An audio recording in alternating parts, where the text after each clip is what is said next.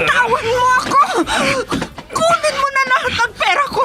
Huwag mo lang akong saktan!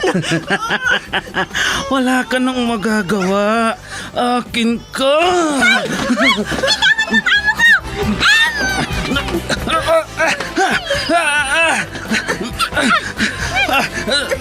Sino kang pumulupot sa likod ko? Bumaba ka dyan.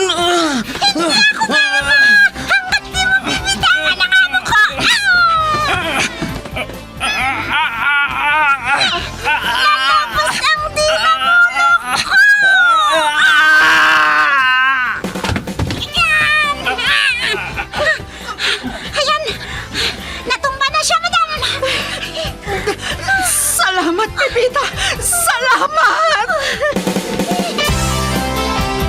Super Pipita, ang balikbayan na OFW, survivor mula Iraq, palaban sa hirap at nakahandang magsakripisyo sa ikabubuti ng karamihan, kabilang sa mga naturingang bagong bayani ng bansa. Super Pipita, isang dula na kung saan inyong mapapakinggan ang iba't ibang pakikipagsapalaran ng isang OFW.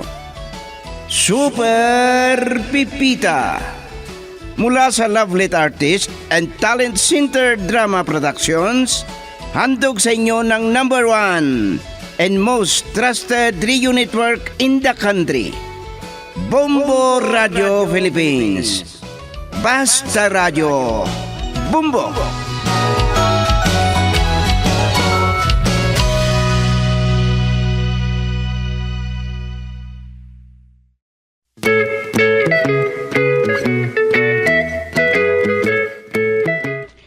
Mula sa Lovelet Artist and Talent Center Drama Productions, ihandog sa inyo ng #1 and most trusted radio network in the country, Bombo Radio Philippines, ang huling bahagi ng isang linggong kasaysayan na pinamagatang Magkapit Bahay na Nag-iinggitan.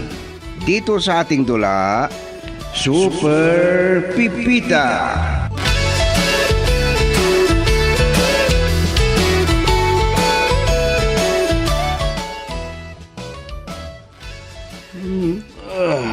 Aray ko.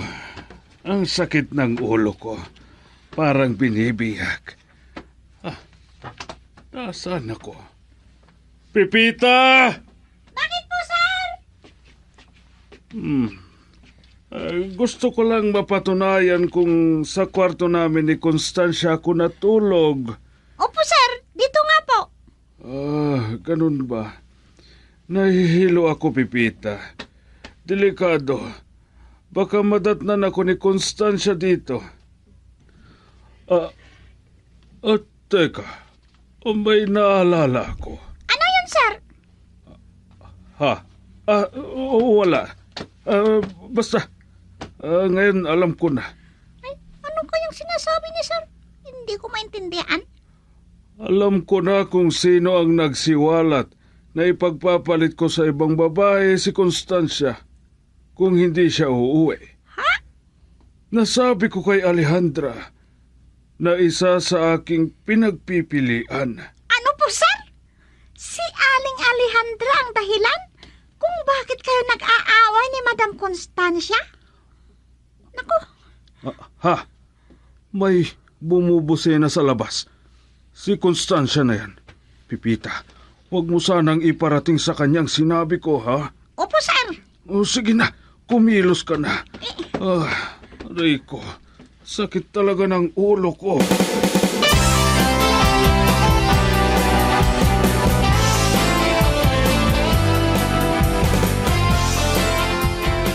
Salamat sa pagmaneho mo sa sasakyan ko, Tomas, ha? Hindi bale, malapit lang naman ang bahay mo. Lakarin mo na lang pag-uwi. At sabihin ko sa'yo kung kailan mo ako ipagmamanehong muli. Pipita, nasaan si Protasio? Ang alam ko po, ma'am, kagigising lang nung ang sasakyan ninyong dumating? Oh, mabuti naman at kabisado mo ang busina ng bagong sasakyan ko. Oh, ano yung sinabi mo, Pipita? Kagigising ni Protasio? Naglasing, ante. Kasi hindi daw siya ang nagmaneho sa bagong sasakyan nyo. Oh, lukong-lukong matanda. Nang dahil doon, naglasing? Kunti lang naman ang ininom, madam. Hindi pa nga niya naubos yung isang bote ng alak. Akala mo kung sinong magaling uminom, samantalang mabilis namang malasing. Ante, akala ko galit kayo sa kanya. Bakit sa kwarto nyo natulog si Uncle? Ano? Oh, talagang ginagalit ako ni Protasio, ha? Ante, galit kayo talaga sa kanya? Ano po? Ano ba sa tingin mo? Mainit na ang ulo ko. Pangiti-ngiti ka pa dyan, dugdog. Bakit ngayon nyo lang napansin? Smiling face ako. Yan ang kaibahan natin. Lagi akong masaya. Ha, paano kasi? May lamat na ang pag-iisip mo. Diyan ka na nga. May lamat daw ang aking pag-iisip. Kung alam mo lang ang tunay kong nararamdaman. Pipita! Iwan mo nga ang nugnog na yan. Opo, madam. Nandyan na po.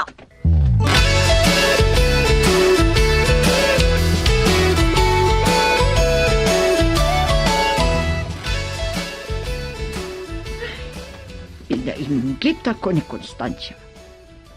Kami pa talagang magkapit-bahay. Bilang magkapit-bahay, walang gustong padaig. Hindi ko naman sinadya na painggitin siya. Kung tutuusin, ako sanang maiinis sa kanya. Totoo, pinasulubungan niya nga ako. Pero mga lumang damit naman niya.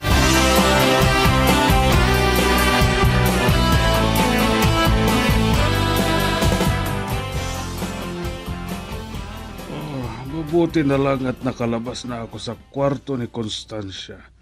Baka awayin ako noon kung isinumbong ako ni Pipita. Ang galing mo talaga, Protasio. Sinong may sabi na matulog ka sa dating kwarto natin? Nalasing ako eh. Hindi mo naman daw naubos ang isang bote ng alak. O kaya hindi ikaw ang nagmaneho ng bagong sasakyan kaya masakit ang loob mo, ha? Gusto mo talagang maghiwalay na tayo? Ano, ha? Constancia, pwede bang wag mo kong takutin? Noon pa sana kung gusto mo. Talagang sinusubukan mo ako? Teka lang pala. Sino ang nagparting sa'yo na naghahanap ako ng ibang babae kung hindi ka uwi? Si Alejandra ba? Wala kang pakialam kung sino man ang nagparating sa akin. Pag-usapan nating mabuti ito. Nabanggit ko din kay Alejandra na isa siya sa mga pinagpipilian ko. Kaya, Ano? Anong sinabi mo? Walang hiya kayong dalawa. Magsama na kayo. Talagang makikipaghiwalay na ako sa iyo, Protasio. Ah,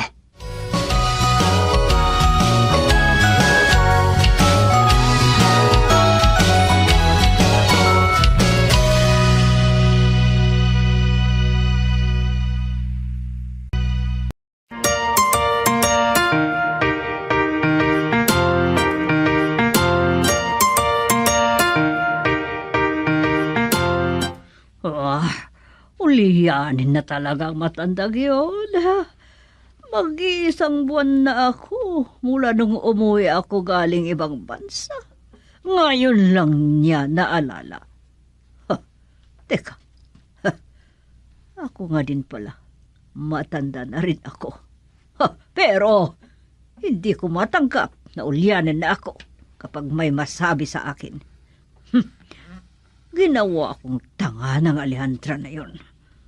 Marahil naiinggit sa akin. Hindi ko nagustuhan ang aking nalaban.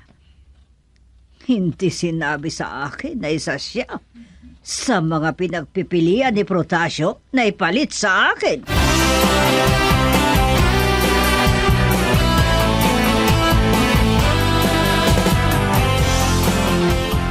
Ano ba, Pipita? Ang tagal mo ba bukas ng gate? Opo, madam! Sandali lang po! Huwag mo akong paghintayin ng matagal. Gusto mong ikaw idamay ko sa galit ko, ha?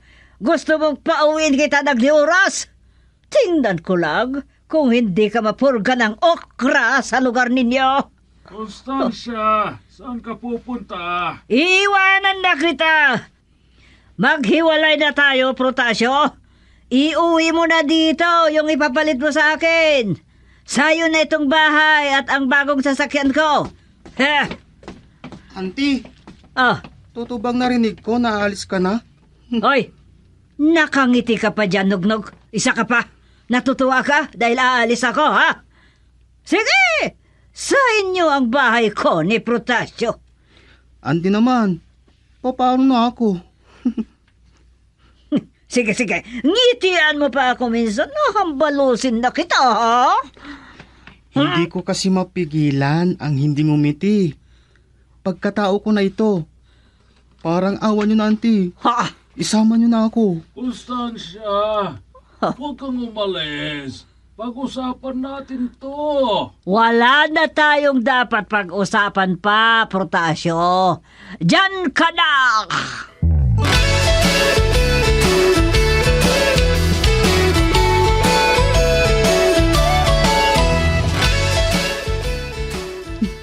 Ikaw naman, Pipita.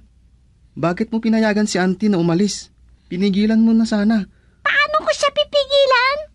Yung hindi ko nga lang pagbukas ng gate kaagad nagalit sa akin. Sino sa inyo ang nagsabi sa kanya na lasing ako, ha? At natulog ako sa kanyang kwarto? Ako, uncle. Nabigla kasi ako. Talagang ngumingiti ka pa, Nognog. Kahit anong gawin niyo sa akin, ito ng aking pagkatao. Ay, ewan ko sa'yo. Para kang nakakaloko. Baka gusto mong masuntok, ha?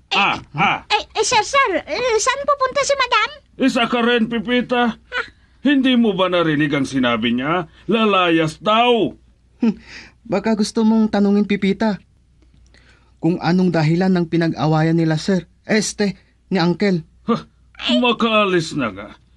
Baka kung hindi ako makapagpigil, baka masuntok ko pa ang nugnog na ito. Ay, nako.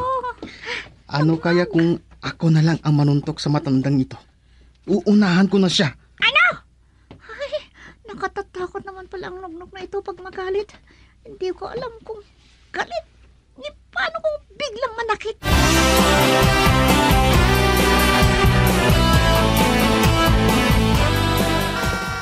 Sino kaya ang bumubusina?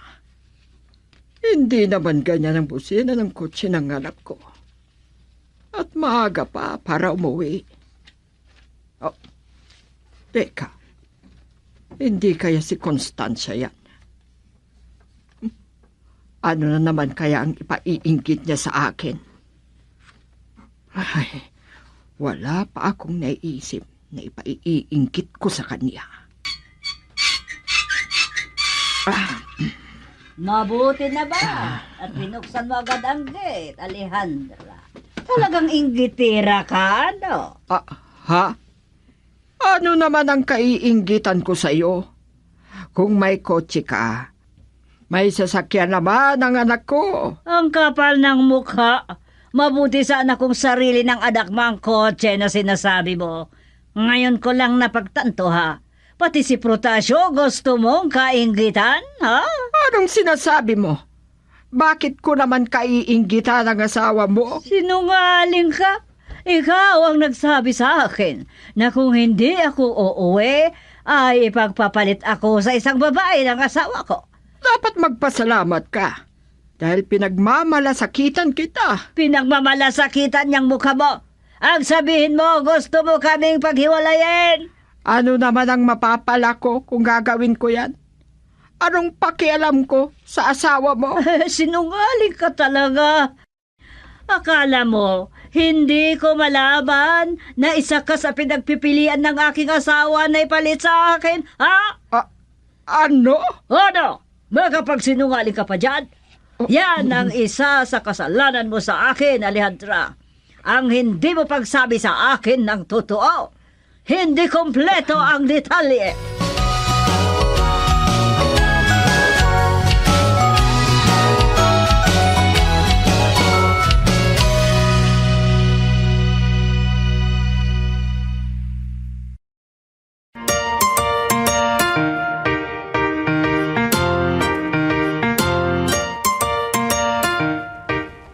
Oh, masakit ang loob ko. Sayang ang binigay kong pasalubong sa kanya. Teka, baka galit sa akin si Alejandra dahil ang ibinigay ko sa kanya na pasalubong ay yung mga luma kong damit na hindi ko na ginagamit. Tutuhanin ko nga pakikipaghiwalay kay Protasio. Pero, paano? Kung tutuhanin naman ang asawa ko, naaasawahin niya si Alejandra. At nasabi ko kay Protasio na sa kanya na ang bahay ko at ang sasakyan ko. Ay, hindi pwede, hindi pwede. May makasalubog akong sasakyan. Ay, bakit mababangkayat ako? Ay, ayaw ko pang mamatay!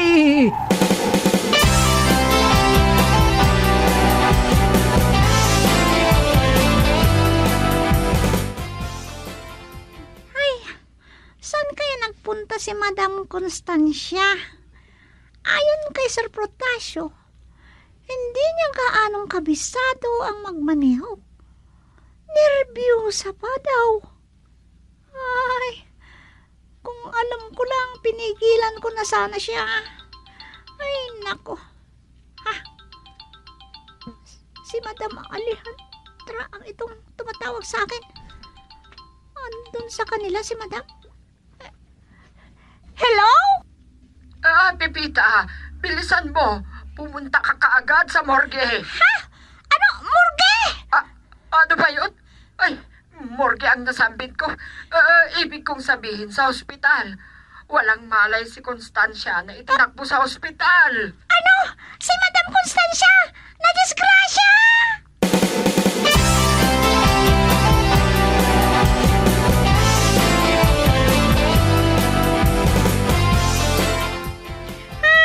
Mabuti na lang at hindi napuruhan si Madam Constancia sa kanyang pagkabangga. Ninervyos nga ako eh. Naku, Pipita. Naku, konsensya ako tuloy. Ha? Bakit naman? Nagkasagutan kaming dalawa. Dahil nalaman niyang isa ako sa pinagpipilian ni Protasio na ipapalit kay Constancia. Ay, kasi naman ang matandang yun. Piling gwapo. Hindi ko maintindihan ng matandang ito. Nakukonsensya daw. Tapos, sinisisi niya si Sir Protasio. Siya nga pala. Bakit hindi niyo sinama ni Nognog si Protasio dito sa ospital? Paano namin isasama Lasing siya. Masakit ang kanyang loob. Pati ulo. Pero patuloy pa rin ang kanyang pag-inom ng alak. Pipita, wala pa rin bang malay si auntie? Ay, ikaw naman, Nognog. Magawa mo pang ngumiti. Nognog, umuwi ka muna. Ako nang bahalang magbantay kay Madam. Ikaw na lang ang umuwi. Paglulutuin mo pa ng pagkain, Uncle. Ay, ganito na nga ang nangyari kay Madam. Yan pang iniisip mo. Sige na, umuwi ka na.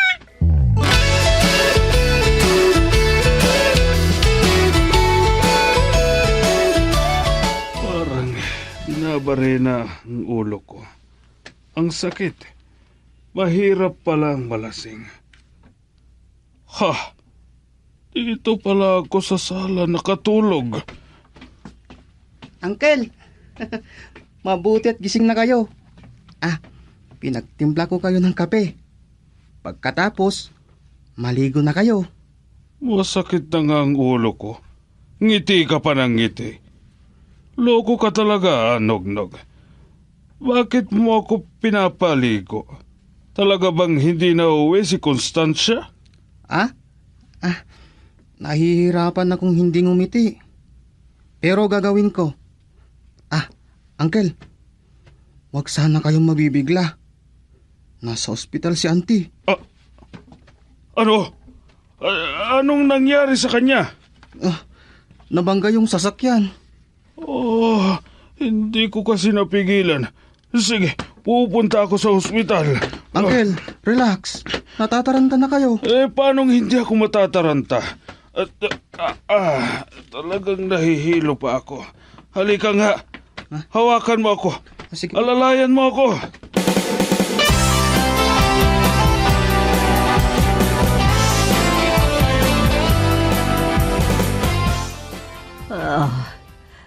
Ikaw, Alejandra? Nasaan ako? Ang sakit ng buo kong katawan. Huwag ka mo nang gaanong gumalaw, Constancia. Hindi mo ba maalala ang nangyari? Hindi ko maalala. Masakit talaga ang ulo ko na mag-isip. Madam, may bumangga sa inyo. Si Madam Alejandra itinawag sa amin ang nangyari sa inyo. Oo nga pala. Naalala ko na. Nakita mo ba ang bumangga sa akin, ha, Alejandra? Hindi ko nakita. Ang mga kapitbahay ang nagsabi sa akin. Muntik na pala akong mamatay. Makapag-aasawa na si Protasio ng iba. Huwag niyo sanang isipin yung ganyan, madam. Maya-maya nandito na si Sir. Kasama niya si Nugnog.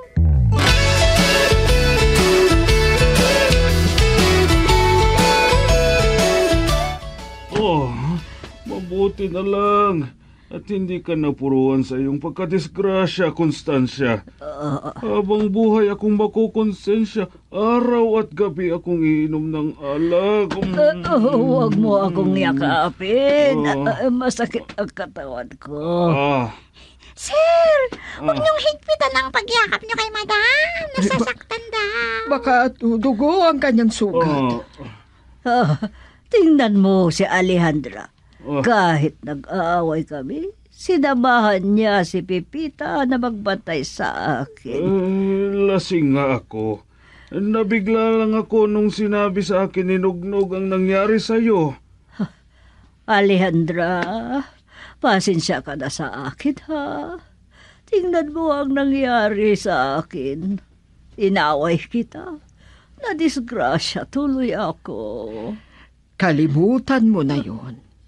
Pero wag na sana tayong mag-away. Pangako, hindi na kita kaiinggitan. Wala naman akong magagawa. Mayaman ka kaysa sa akin. Ano? Ako yun? Iingitira ako? Ganun ba? Nagsisisihan pa kayo. Ay, Ama na. salamat at buhay pa ako sa pagkakadisgrasya ko. Baka patay na ako sa kaiinggit. Naiinggit pa rin ako kahit patay na. Natatawa po ako sa sinabi niyong yan, madam. Ang mabuti pa, pati na kayo.